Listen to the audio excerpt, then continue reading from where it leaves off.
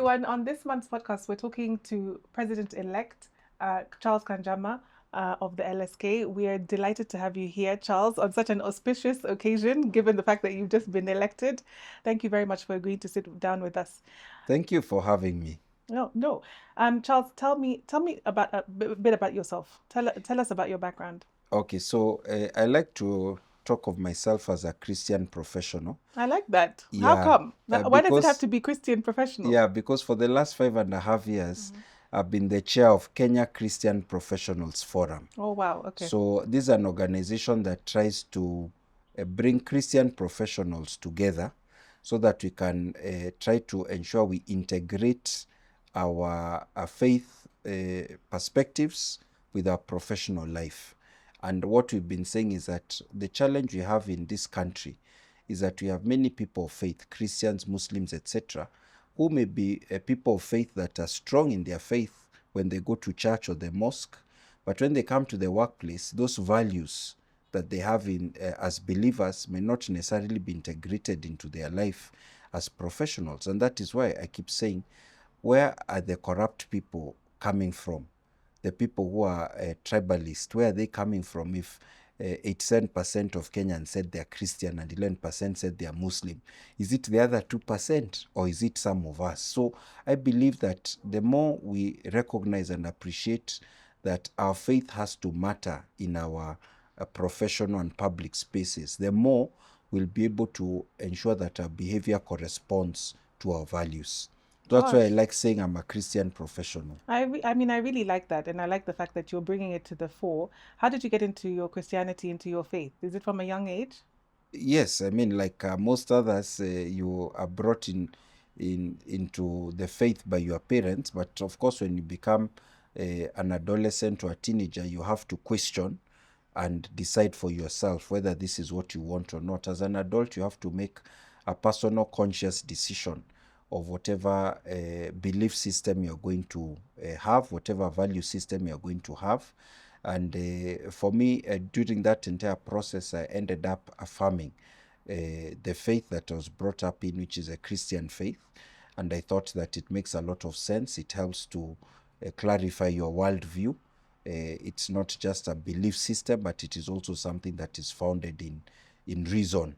And of course, faith and reason are both meant to seek and reach the truth, because at the end of the day, what we are seeking is the truth about the world and about the immaterial world that maybe you cannot measure through physical or natural sciences, but still exists. So how did you marry your faith with wanting to become a lawyer, which is normally seen as a very, predatory and, aggressive and perhaps not the most truth-seeking profession, although I would say obviously that we do that. Yeah, so actually, the legal profession, like the media profession, is meant to have as one of its key goals to seek the truth. Correct. For the media, they seek the truth for the purpose of reporting. For lawyers, we seek the truth for the purpose of justice, fairness. If you're a doctor, you seek the truth for the purpose of treatment of the patient. So all of us as professionals, we have to seek the truth. But because of that lack of harmony between our values and our practices, there are some professionals who manipulate the truth because they are not seeking justice in the case of lawyers, or to report fairly in the case of media, or other the true goal of the profession. So for me, I found it not difficult to harmonize the question of faith and also the question of seeking the truth. Of course, in every profession, you have a few conundrums, a few situations where you need to ask yourself, what are you meant to do? So, for example, early on, when I was in law school, the question came up, how do you practice criminal law if you are seeking the truth? And of course, the constitutional process or architecture says that every person has a right to be presumed innocent.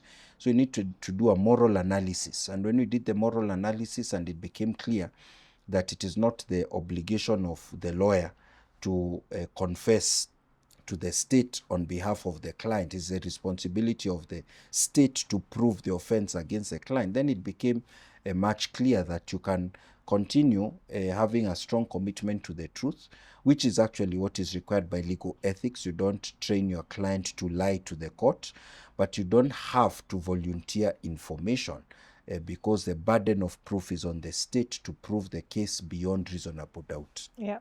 How did you choose law? Why were you interested in the law in the first place?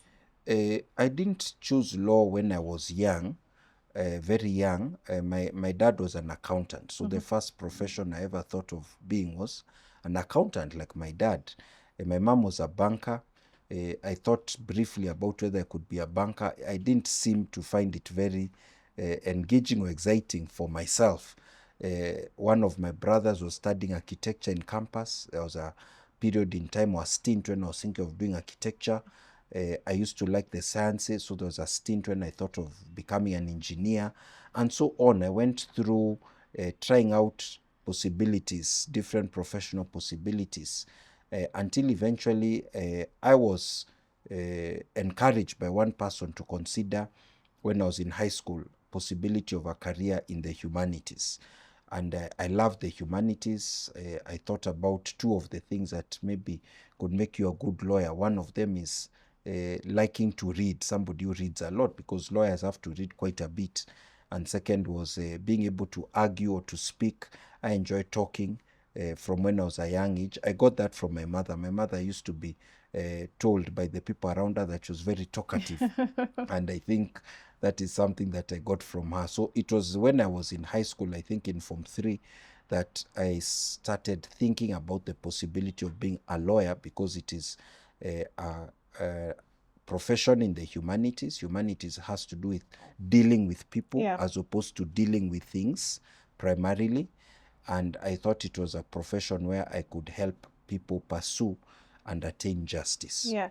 But when you thought about a legal career, did you understand that it would be a litigation career, or were you open to other possibilities? I mean, I'm a corporate commercial lawyer. We're the polar opposite, aren't we? Yes.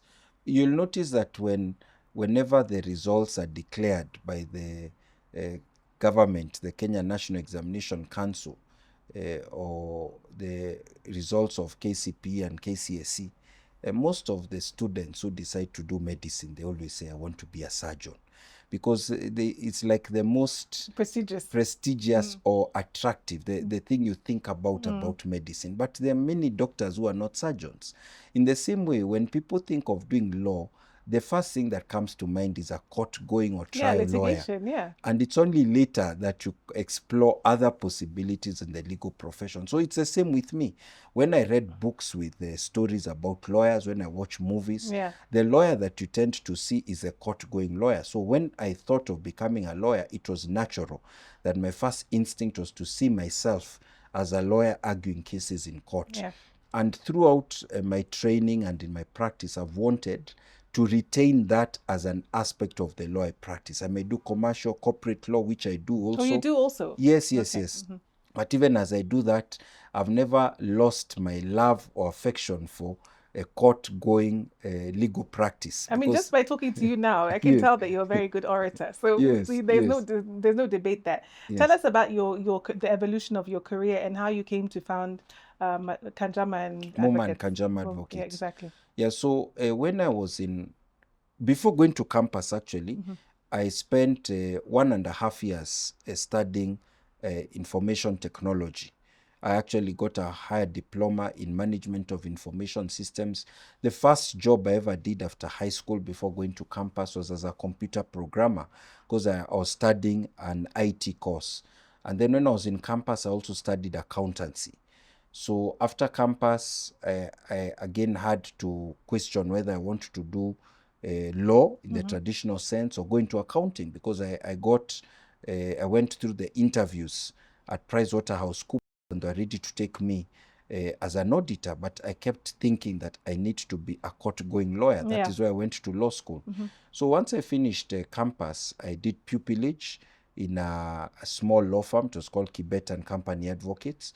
And a month before I finished my pupillage, the law firm merged with two other firms, and they became a bigger firm that is now a large law firm. At the time was medium-sized, called OK Law Advocate. So I started my legal career as an advocate of the High Court as an associate in that firm, Yeah. where I did for 2.5 years. One of my colleagues in the law firm was Andrew Muma, who's now my partner today. And he was my classmate in campus. So I got to know him when we were in campus. He grew up in Kisumu. I grew up in Nairobi. But we hit it off quite well, especially when we're in the law firm.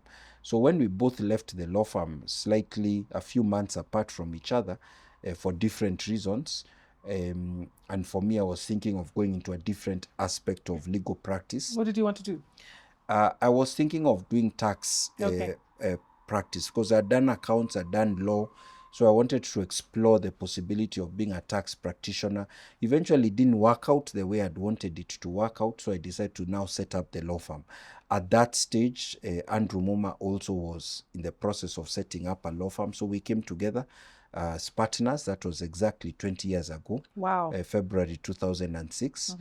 I became the managing partner and he was a senior partner because he was admitted a few minutes before I was in the same ceremony. I like that. And from there, then we have run this law firm. I've been the head of the litigation department. We later renamed it Disputes Resolution Department, and now we call it the Disputes Department, simply put, and he's the head of the commercial department. So we've grown from a law firm which started with 2 advocates until now, when we have slightly over 20 advocates in the firm. And thank you so much for having us at your offices as well.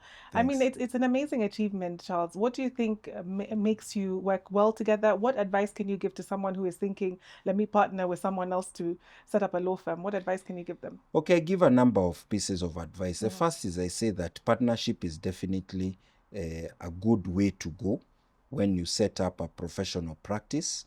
When you are a sole proprietor and you fall sick, the law firm has fallen sick. When you go on holiday, the law firm is on holiday because it's you as a proprietor. When you are 2 or 3 partners, then the law firm develops a corporate personality that is bigger than you as an individual. When you form a partnership, you realize sooner than later that partnership is almost like a marriage. There are times when you are communicating more, sometimes you communicate less. Sometimes you feel that you are contributing more to the partnership, sometimes you're contributing less. So there are ups and downs, and you have to be ready to go through all those. Some of the things that help is having an underlying friendship with your partner.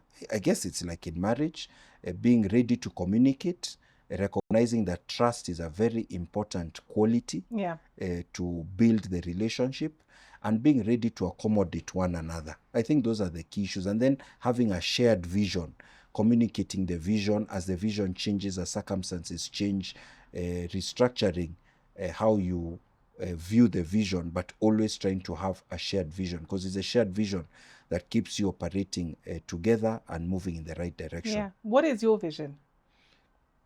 My vision and the vision of my partner, our shared vision for Muma Kanjama Advocates, is for a law firm you can trust.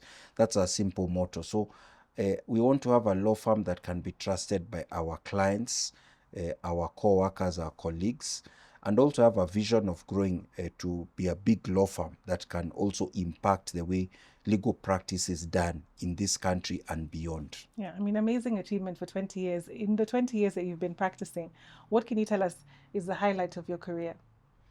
It's difficult to talk about highlight, to be honest. Or highlights, maybe. But I would say that being recognized as senior counsel, which happened in August 2022, of course, was one of the things I consider a highlight, because that's a recognition of peers that you've done something that is outstanding enough for you to be recognized as senior counsel. Of course, becoming the chair of the Nairobi branch of the Law Society of Kenya, I was a founding chair in 2016, again, was something I consider a highlight, not within the law firm, but within the legal profession. Becoming the founding chair of Nairobi Legal Awards Trust, which is pursuing legal excellence, is something I consider very good. And of course, in my professional practice, some of the cases I've handled in the High Court, Court of Appeal, Supreme Court, have been some of the highlights. Of course, very impactful cases, even in some tribunals. I don't want to go into the details, but those are the things that give me a lot of joy when you help people find justice in different situations. Sometimes even in a criminal case in the magistrate's court, a matter in the tribunal. These have been great highlights for me. For the law firm, of course, growing from two advocates to Yeah. where we are, 20 plus advocates, has been, of course, a source of great joy. The number of young lawyers we have mentored who've come, done pupillage with us, become associates, later on left and formed their own firms or gone into other areas of practice and are doing well. That gives me a lot of joy. Yeah.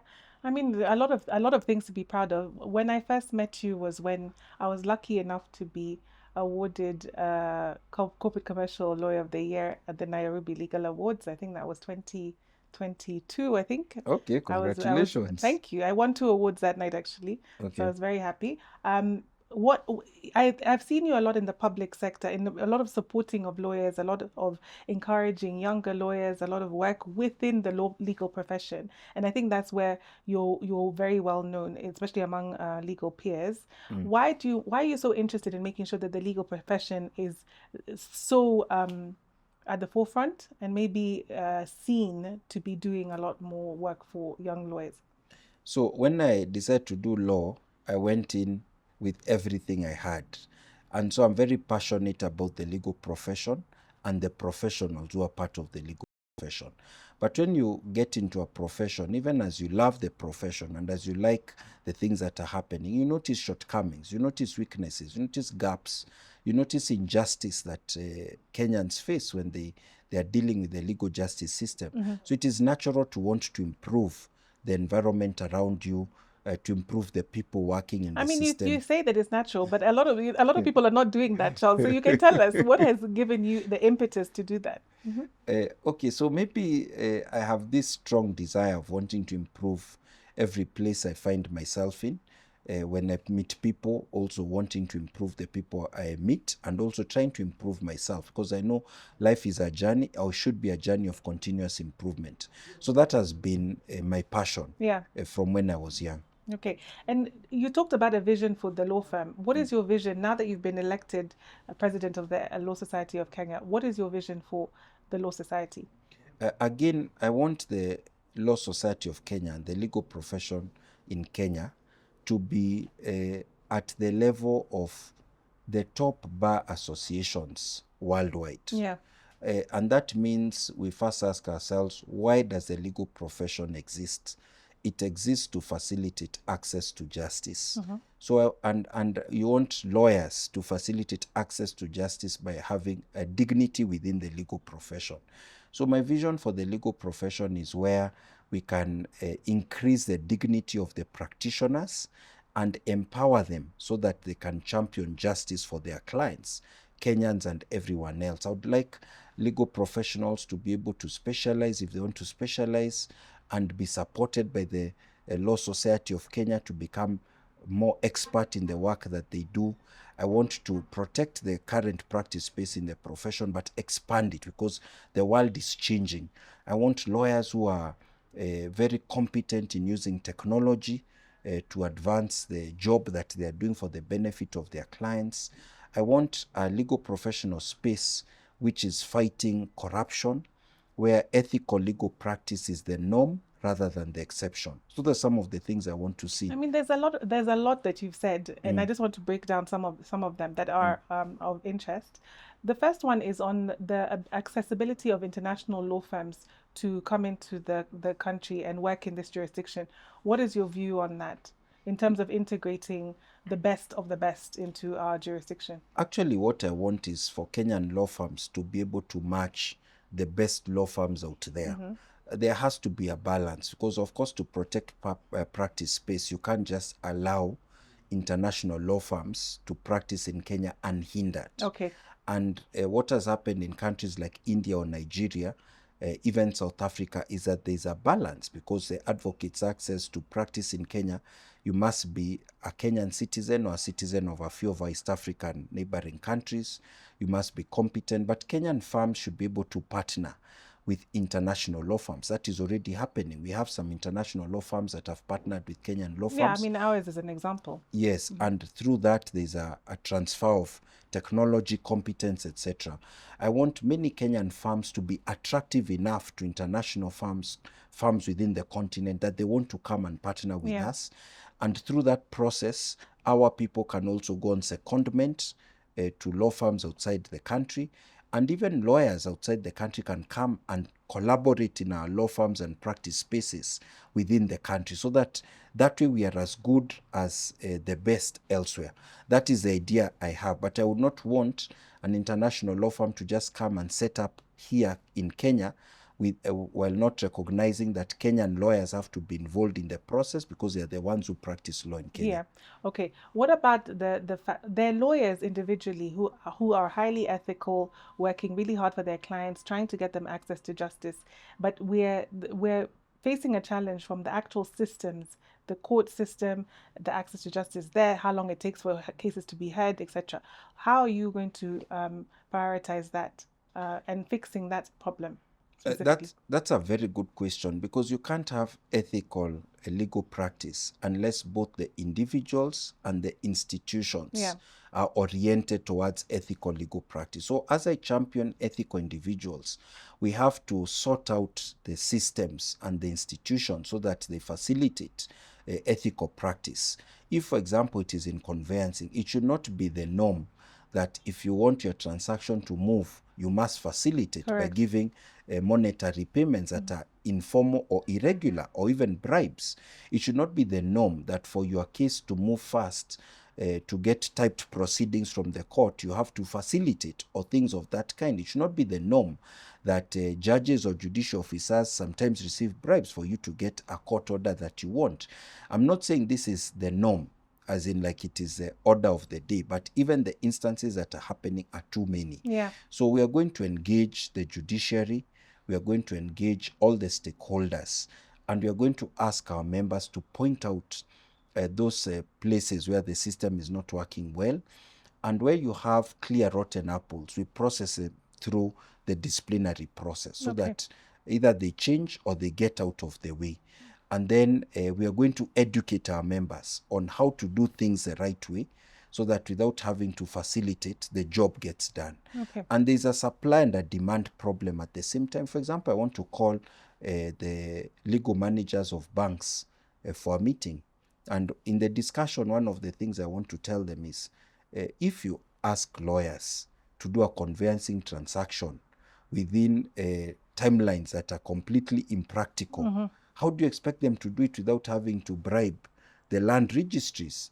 Can we come up with a system that allows ethical legal practice on both the supply side and the demand side, so that when I'm going to the registry and I get them to be clear about the service charter, how long the transaction should take, whether it is a land transfer, whether it is a subdivision. Then on the other side, I will be telling the people who are part of the demand, can you give us reasonable timelines? Otherwise, by asking me to do the job in 1 week, which should take maybe 2 weeks, or in 2 days, which should take 2 weeks, then you yourself are facilitating corruption. Correct. So it requires all hands on deck. You can't fight corruption alone. Okay. That's what I want to do. So another example, I mean, another thing that we can talk about is, can anyone be a lawyer? There's this perception that anyone can just wake up, go to law school, present their case in front of magistrates. Do you have an idea that the law should be a protected type of working environment? Because it does take specialist skills. First, for me, I have a very democratic approach to the legal profession. I believe that anyone who has what it takes should be able to go to law school and become a lawyer. Of course, you need to have achieved certain grades or qualification in your academic studies. But if you decide you want to be a lawyer is about two things: building and rebuilding relationships. All of us as individuals have an ability to build or rebuild relationships. But now at the technical level, you need to be trained. That training is what you do in law school, in Kenya School of Law. If you are able to go to law school and pass the exams, and go to Kenya School of Law and pass the exams, and if you had a good academic foundation, there should be nothing to stop you from being a lawyer. I also see that the per capita rates of lawyers in Kenya are so much lower than in the countries that we should be using as our benchmark. Even in Africa, they are lower than Nigeria. I think, I'm not sure about Uganda, but lower than Nigeria and South Africa. Globally, they are much lower than the countries in Europe and in the United States.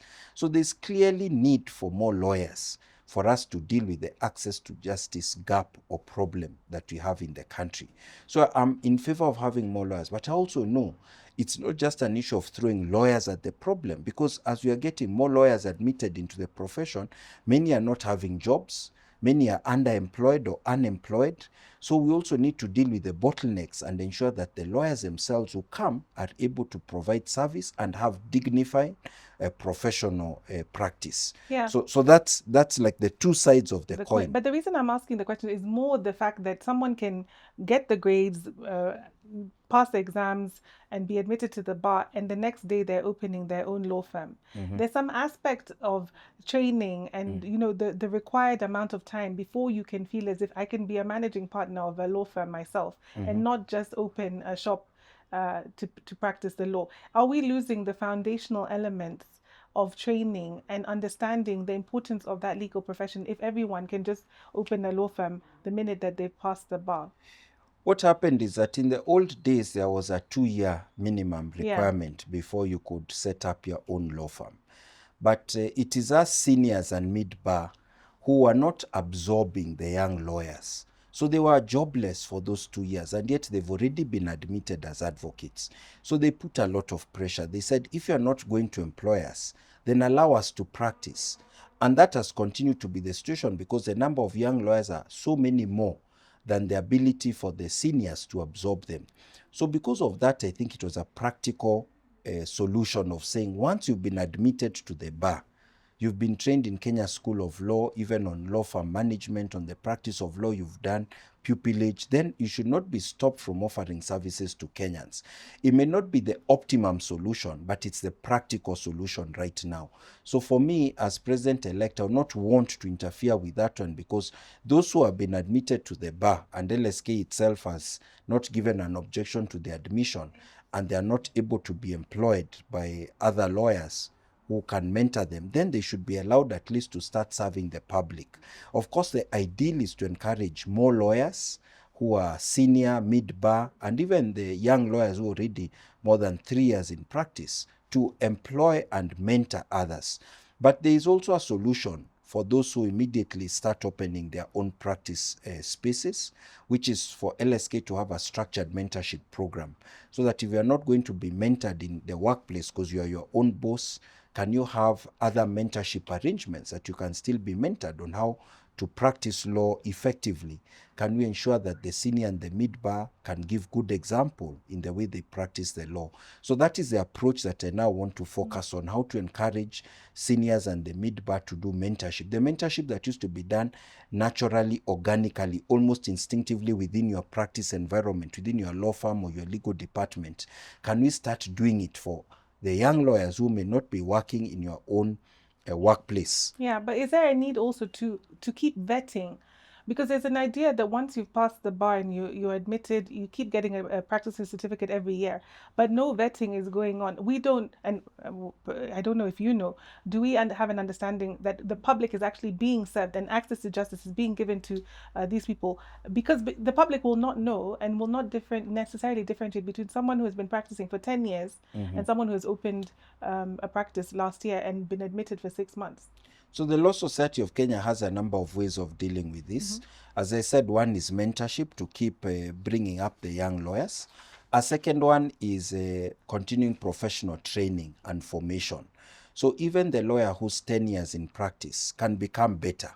The one who's 15 years can be better. The one who's 2 months can be better. So you keep trying to improve the standards of everyone in the system through continuing professional development. Yeah. And then also there's a role of professional regulation that includes ethics, that includes discipline for those who violate the basic code of conduct or ethics of the legal profession. We need to strengthen all these aspects that of the Law Society of Kenya, all the functions that it has, so that we have a stronger legal profession for all that has dignity for its practitioners and is able to also discipline those who are continuously and gravely violating the codes of practice. Yeah. The other aspect that you talked about is technology and building in technology into our legal practice. One of the things is signature, e-signatures within documentation, the AI that has come about and is now being used widely. How do you see us integrating AI and technology into our practices? First of all, there are so many diverse ways of doing it, and they keep changing because technology is transforming on a daily, monthly, and annual basis. Artificial intelligence is now transforming all the professions, and those who are not accommodating AI are beginning to lose their relevance. It's beginning to take up some of the more routine jobs that we used to do in various professions, including the legal profession.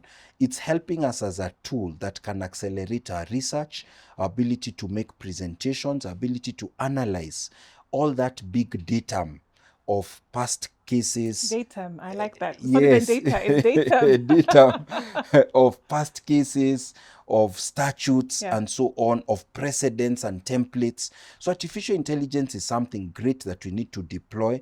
There are tools that are coming in. First of all, artificial intelligence assistants Yes. that you talk to and they tell you things. Of course, we know there are dangers like hallucination, where they invent court cases and precedents and Or are not even relevant that are, to our yes, jurisdiction. exactly, that come from another jurisdiction. So there are risks, but there are also tremendous advantages. And then one of the risks is that people who are not trained in the law could assume that Correct. because they have this AI tool, They can practice. they can practice law, they can offer services to others, or that they can even advise themselves fully without the need of a lawyer. Yeah. So we need to deal with the threats.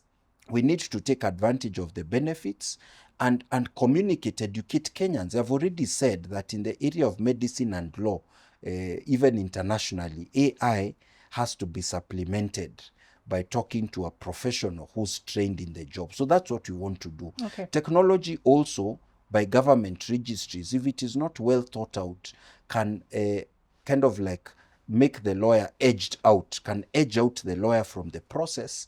And then you find unqualified people, unlicensed people, people who are not following any code of ethics, people who are quacks or masqueraders are taking up a legal job. So that is something that we also need to deal with because Article 46 of the Constitution says Kenyans are entitled to goods and services of the highest quality and information about those goods and services. So having a regulated profession is the way you secure the highest quality of services, professional services. Yeah. I mean, because I'm a lawyer and obviously I work in a law firm, all of these, the areas that I've talked about affect lawyers directly. Yes. But you have also a larger mandate, which is a mandate to, protect the law in how it's used or how it's abused in the general, for the general populace, right? Yes. And here I'm talking about the propagation of laws and bills by the government, and how that is being done. Whether those laws are actually effective for us,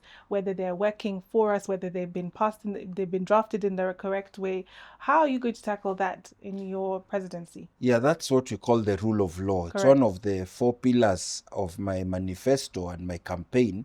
The others were integrity and independence of the bar, practice and welfare, and engagement. So I used to say time is ripe. So for me, rule of law is a very important issue. I say a typical table has 4 legs. All the legs need to be of the same size, length, the same width for the table to be stable. And one of those 4 legs for the Law Society of Kenya under Section 4 is rule of law. That, as you've said, includes a question of ensuring that the bills that are being proposed and the laws being passed are laws that are in conformity with the Constitution and constitutional values. It includes ensuring that those who violate the law in clear ways through impunity to court orders, flagrant breaches of the law, like abductions, these whole violations of Chapter 4 of the Constitution, the Bill of Rights, that they are brought to account. And that is what the Law Society of Kenya has been doing it. We've tended to do it more on the reactive approach. Yeah. We wait for things to go wrong and then we make a lot of noise.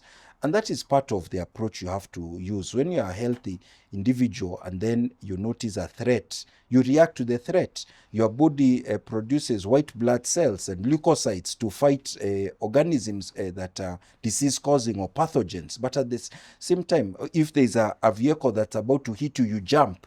So that is the way you react to threats. But at the same time, you need to have the proactive approach. To keep healthy, you don't wait until you are sick. You have a balanced diet, you sleep adequate, you rest, you do exercise.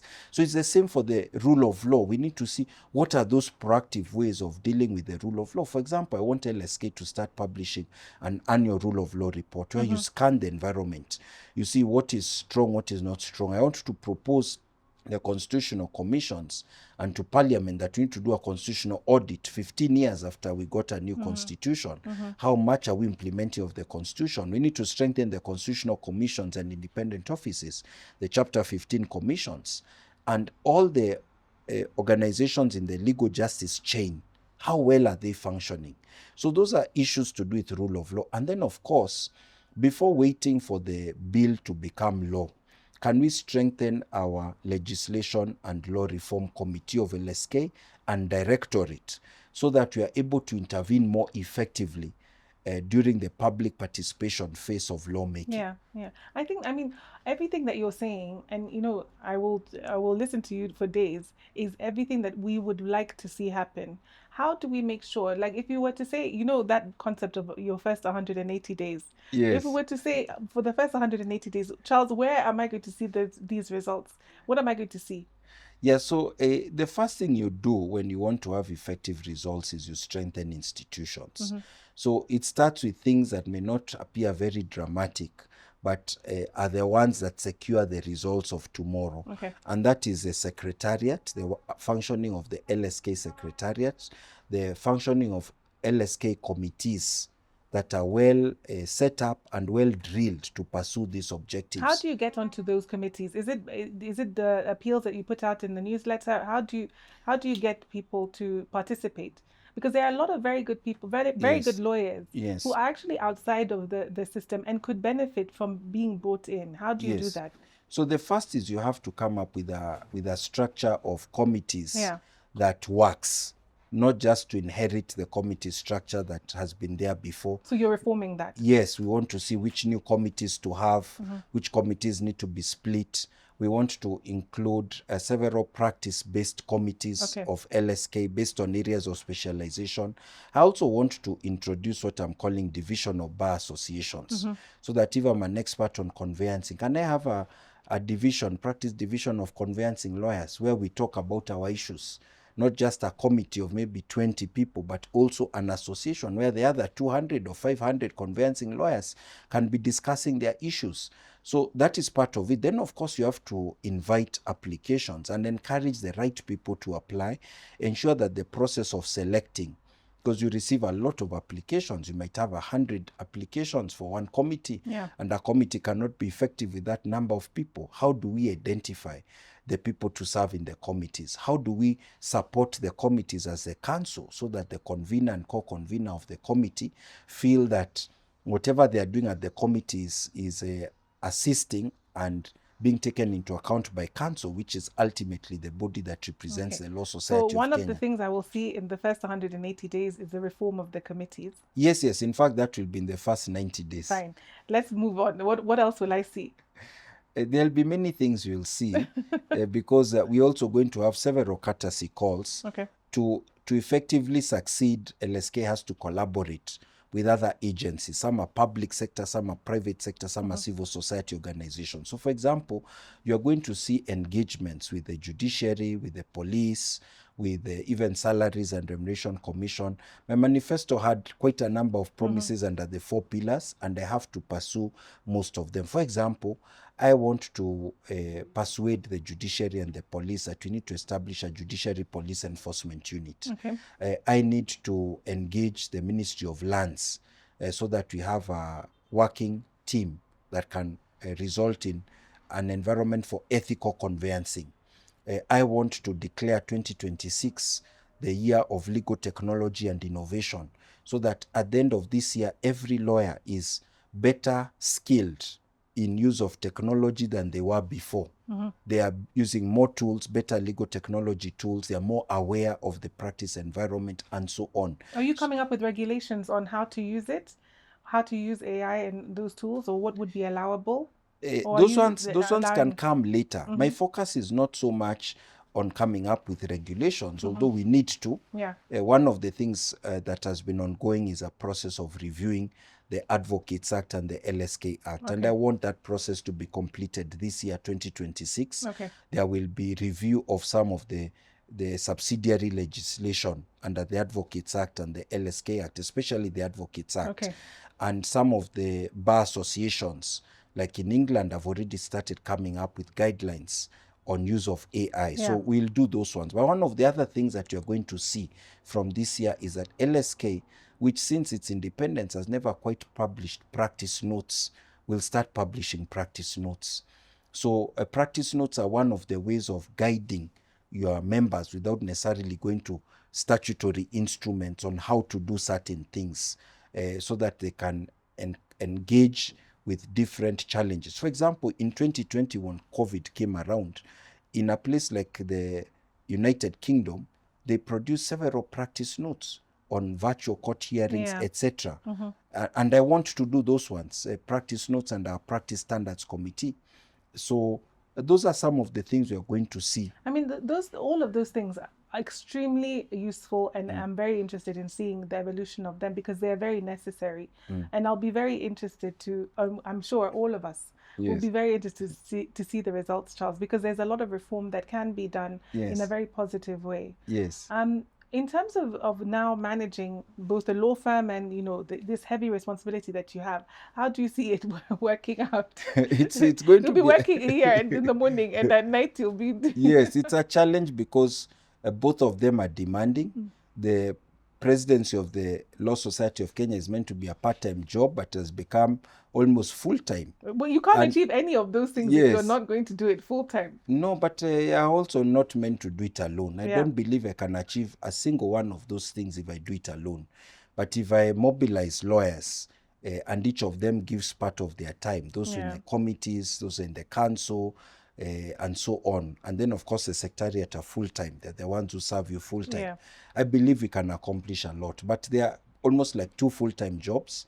Fortunately, in my entire professional career, I've always been multitasking and having several responsibilities at the same time, both those that are for profit and those that are not for profit. So I believe it is something we'll be able to accomplish. Okay. I mean, I wish you all the best, Charles, because honestly, it is a lot of work. Yes. And I really like the fact that you're looking at it as a working to reform. Yes. And I think reforms are necessary, and we Yes. look forward to seeing how those pan out. In terms of the Nairobi Legal Awards and the other things that you're doing to promote the legal profession, how do you see that evolution now? Legal excellence is really the goal, should be the goal for every individual practitioner. How can I get better at what I do, more effective and efficient, serve my clients better, improve my success with whatever metrics I use to measure success? So legal excellence is something that needs to be done. And of course, for me, I'm glad that I was part of the team that laid the foundation for the Nairobi Legal Awards. We've now done 8 editions. This year, I think I was on the 5th edition. yes. So this year it will be the 9th edition. So I've already stepped down as the chair of the Nairobi Legal Awards Trust in December last year after the 8th edition. And I'll be stepping down as a trustee in the next few months. But we have a very strong team of trustees. We have a strong jury. We have a strong team of college of assessors. And we keep encouraging other lawyers to volunteer. We have a strong technical team. And we have a secretariat that also supports. So once you build the institutions, then they should not depend on you for too long, because then it means they are not going to survive after you exit.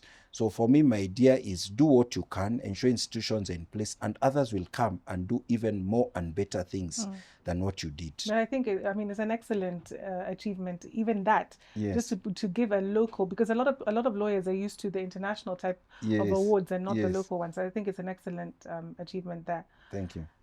2 things to discuss are both controversial. Yes. Number one, on the balance between um, young people who have been educated in the law abroad and wanting to convert into the Kenyan system. That has been a very contentious and difficult process for them. They have been uh, essentially removed from the system because they have to have had a minimum the conversion of their results versus the results that they're being given here is not the same, and therefore they don't have access to the law school. Some of them have been told that they have to go and start doing law school again, or taking more law modules in order to access and become qualified here. There's a difficulty that we see in young people who have been educated abroad converting here. What do you have to say about that?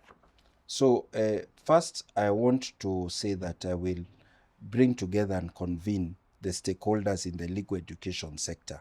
And my view is that there should at least be an annual education summit, legal education summit or conference, where they come together and they discuss all these issues that relate to the legal education system. Of course, LSK also has representation in the Council for Legal Education, and there needs to be discussions there, because it's not just those who've studied law outside the country. There are those who've studied law in Kenyan universities, but when they go to the Kenya School of Law, they are told that your grades in high school are not good enough. There's been a recent decision, I think called the Otanga case, that came out last year in the Court of Appeal, that brought in this idea of recognition of prior learning, RPL. So of course there have to be some minimum grades, but there also has to be ways in which you can allow some conversion. But it's not for Charles Kanjama as an individual to prescribe the solution, but to ensure that the stakeholders come together. Yeah. All these ideas that have been floated out there, we benchmark on what is happening in other countries, and then we find a solution that is fair for all. I think that's acceptable. And then let's talk about the flooding. People have died. It was a horrible weekend for many Nairobians. There's an election period coming up. How do you marry your role as the LSK president with your obligations to people vis-a-vis what their legal rights are and how to access those legal rights? Okay, so the first thing is that LSK is not the principal lawyer for Kenyans. The principal lawyer for Kenyans are the members of the Law Society of Kenya. Right now, 18,000 with a practicing certificate. Then there are those who are state counsel. There are others who have not taken out a practicing certificate but may take it out. These are the principal lawyers of Kenya. So the first job of LSK is to facilitate so that our members are able to assist the public. How are you facilitating? We facilitate in various ways by strengthening the practice environment, educating Kenyans on their legal rights and how to get legal assistance, ensuring that lawyers are practicing well, educated, the discipline system is working so that those who misbehave are taken care of. All this is what we do.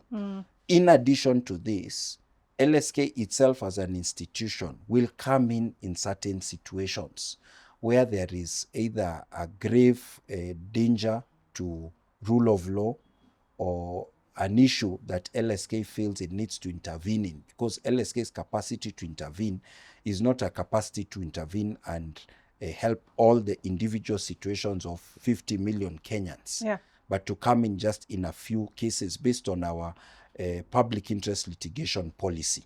Okay, so we'll wait to see what that looks like, especially in relation to the people who have been affected by the flooding, and whose obligation is it? Because I had various discussions about, well, we can't help you. It's an insurance case. It's not the state. The state is not responsible for the floods, etc., etc. We need to be able to disseminate whose actual responsibility is it in these situations, isn't it? Yes, of course, that's a key issue, and we have to look at what happens in other countries. Normally, they have an emergency fund that helps to take care of these kind of situations. They have emergency response programs and facilities, and that is something that we need to champion. So the response has to be two-way or twofold. One is to strengthen the institutional arrangement so that in future we are better prepared. And the second is to deal with the specific cases where injustice occurred, loss of life, damage to property that occurred. And for those specific cases, I'm hoping that my members will take up most of them, but if LSK finds there are 1 or 2 instances where we can intervene so that certain principles can be established, then we will do I mean, so. we're really looking forward, Charles, to seeing how this LSK and how your secretariat and the committees work together, because a lot of the reform that you're talking about is symptomatic of the reform that is needed in this country as well. And so we Agreed. really look forward to your presidency and how you're going to do it. I want us to get into Charles as a person, just so that we can get to know you a bit better. Outside of the profession, what are your interests? What are the things that make you, excited as a person? Okay, so of course I love to have free time to I rest don't in know what free various time ways. it is, but Yes, yes. So I rest in various ways. Mhm. I am a sports buff for Oh, fun. okay. Yes, I follow a lot of sports. Which ones? So Any? many. Oh, If I okay. start mentioning, there'll be so many. Okay. I follow football, I follow tennis, I follow basketball, Okay. rugby, cricket, Okay. Formula One, So you'll have many, etc. many friends amongst your lawyers. Yes, yes. Yeah. So I have a lot of those interests. I like doing some exercise, especially walking on weekends. Okay. I like listening to music. I like reading. Okay. I read a lot of books, What's your favorite song? material. Do you have a favorite song you can tell us? I don't think I have a favorite song, but I love Artist? several genres. Yeah. Depending on the genre, I love different musicians. The classical music, I like the pop music. I listen to a bit of the local music. So I would not mention one particular Okay. artist. Over. Yeah. Okay. When you're talking about you as a child, as a young person, Yes. what specific skill do you think that you can tell us is the one that is been useful to you now, has taken you through to the presidency? Oh, to the presidency.